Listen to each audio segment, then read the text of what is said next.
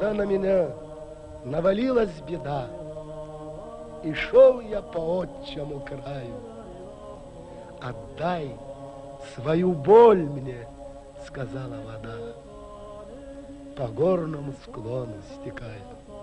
Сказала мне высь, обернись к небесам, и в сердце растает тревога. Спокойно иди, тебя не продам. Тихонько шуршала дорога. Взгляни на мои голубые снега.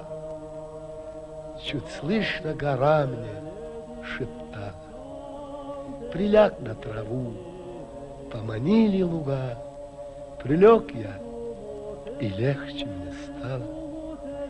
И стало все просто, и понял я вдруг, иного не надо мне рая, а только дорога, да речка, да луг, да небо родимого края.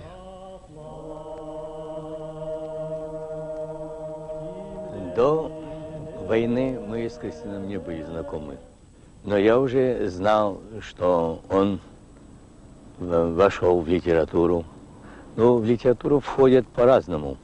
Одни входят незаметно и работают по мере сил. Другие входят и требуют к себе особого внимания.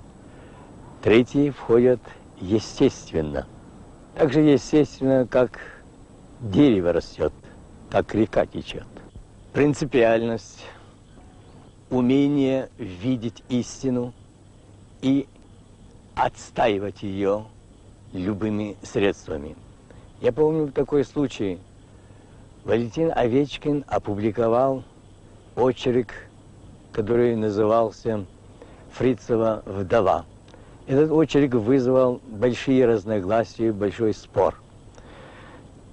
Приехали люди сверху, из политотдела, и Овечкину предложили чуть ли не подать в отставку. Ну, вы знаете, что в армии не полагается старшему возражать. Но, несмотря на устав, Кайсын Кулиев выступил тогда в защиту Овечкина, потому что он понимал и чувствовал писательскую натуру Овечкина, что правда за ним, что он следует велению сердца и души, которые говорят о правде. И здесь выступление Кайсына Кулиева сыграло решающую роль в судьбе Овечкина.